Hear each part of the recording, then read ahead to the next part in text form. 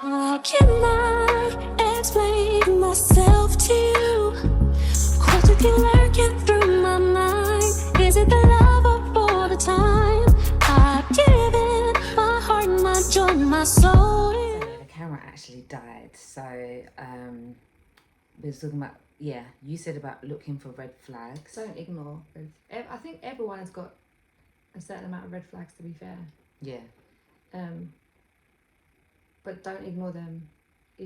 Take them on board, if that makes sense, before you make a decision about where you want it to go, if you want it to progress. And just don't ignore it. And your intuition, your gut feeling, yeah. Not settling for anything less, but you will find that through dating. Like I feel when I talk about not settling, it's if I feel like you have to put yourself in a different role, so you have to kind of take yourself out and put someone who you love in that situation. And would you be happy for them to tell you the things that you are receiving? And then I would say that's a big one.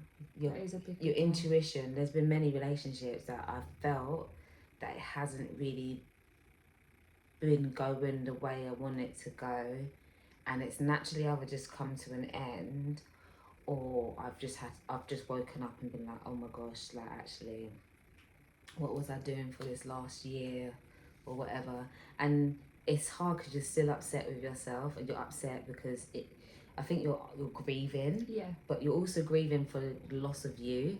I think when I've had when I think back on some relationships I had, like I literally gave them everything, and they didn't deserve that. Like they didn't deserve any of that. But even me and Marsha had a conversation even just a couple of weeks ago, and I said to her that I had been going through it at that point. I kind of felt at a bit of a loss. But one of the biggest things for me was that I was more upset with myself for stuff that I had allowed to continue. And I'm not just talking about in relationships, I'm talking about dating and stuff like that, even when you first start talking to people. And so I was more angry and I was upset and sad for myself. And when you talk about what would we say to our younger selves, like I think at that point I look back at my younger self I think to myself, you have no idea what is coming, and it's really sad. Do you know what I mean? It's sad, but also I think it is needed. Like I think thankfully we haven't had the heartbreak where, like, heartbreak can get you where you're sick, you get mentally unwell. And don't get me wrong, there's been points where, oh my gosh, you're touching that 100%. line. Definitely.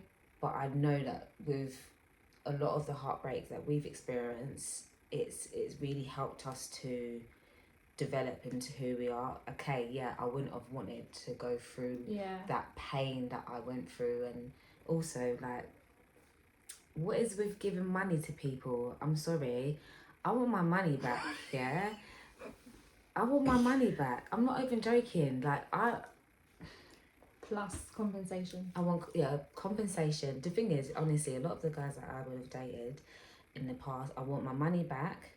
I want compensation for my time wasted. Yeah, so that's about 100 and something million. 100 and something million.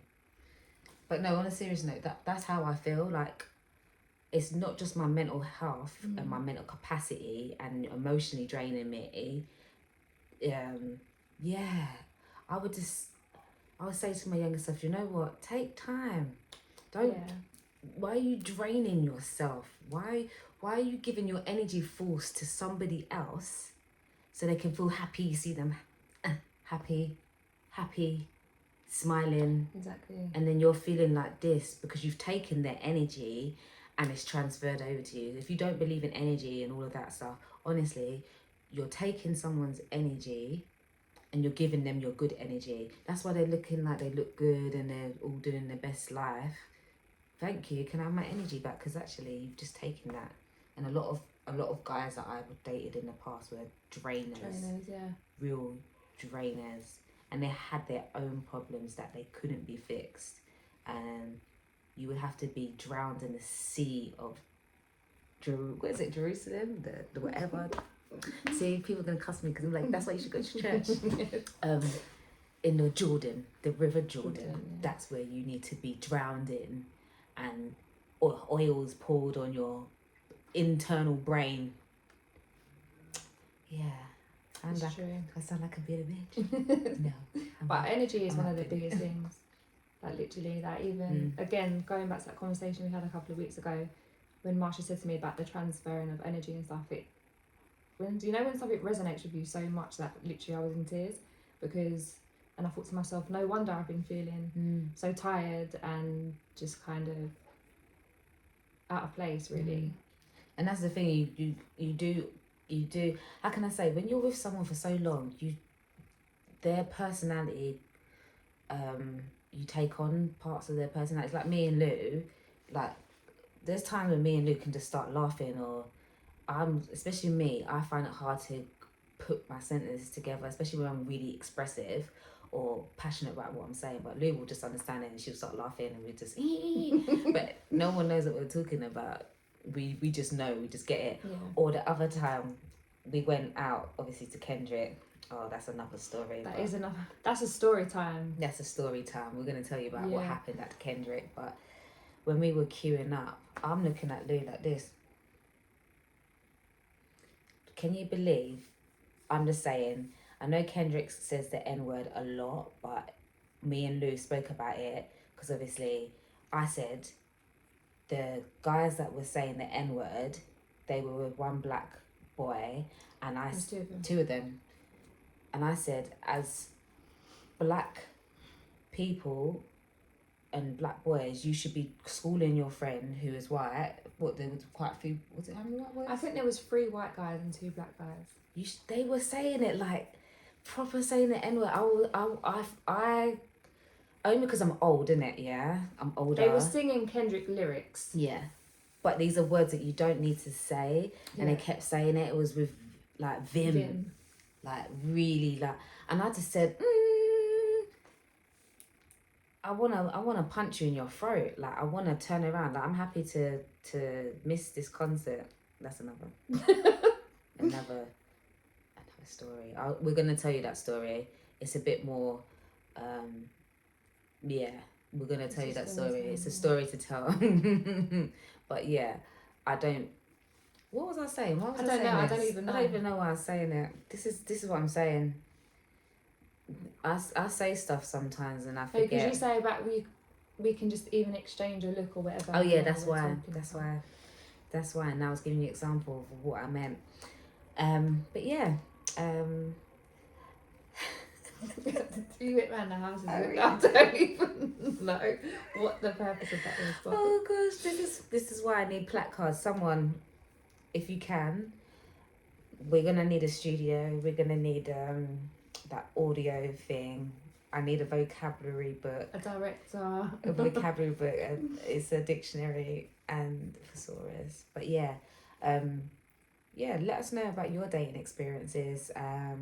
Also, I just want to add, sorry, before we finish, but look out for your friends that are dating, friends that are getting into relationships, especially at a young age, because you are clueless. They say young age is the most domestic abuse. Yeah. And I didn't know that. I didn't know that. Stories about it. So please look after each other. Yeah, especially young ones, because I never knew that young ones, you think what they're saying, like something like secondary school age, are in abusive relationships.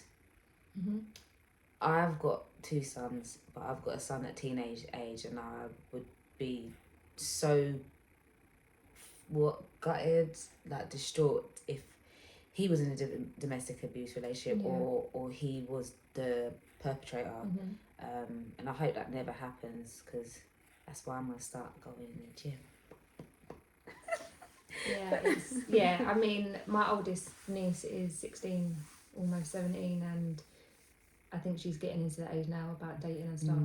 But even some of the stories that she's told me about some of her friends being with boys, or even I think she was obviously she's not in school anymore, but when she was in school talking to this guy, and even the way that he was talking to her, I was like, the disrespect.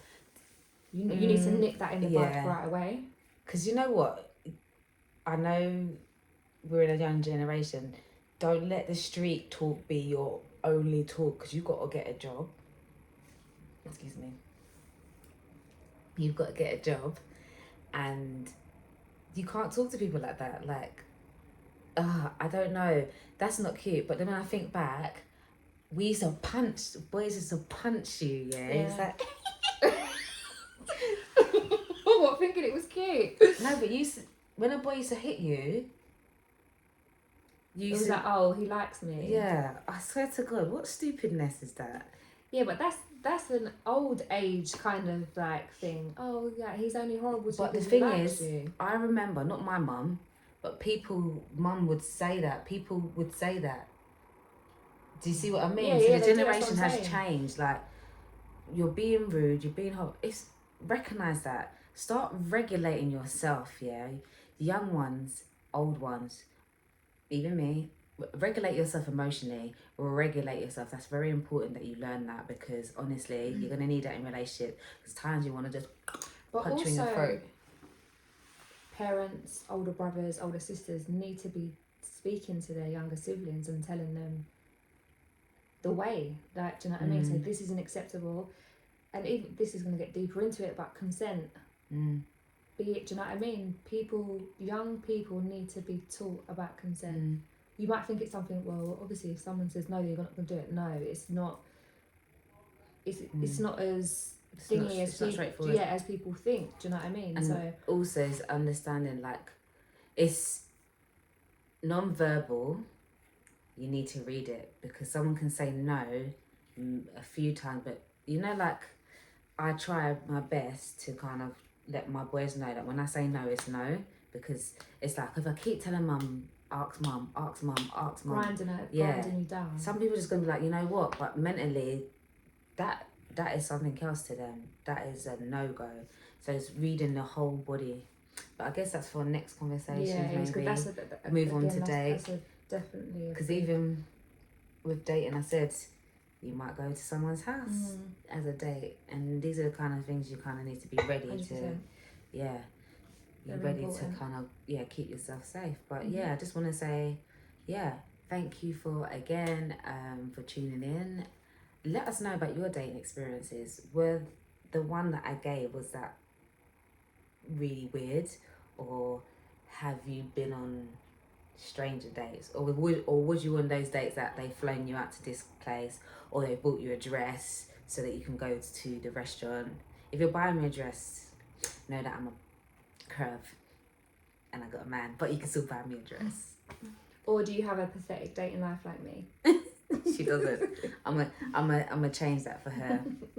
But we'll be going away soon, so we'll be able to maybe meet interesting people, not me, but out of London, because London, it's not happening, is it? It's not happening. No. Sorry. But anyway, see you in a week. See ya. Bye. This feeling, there's no drug that can compare. You're so cold, I can see your breath.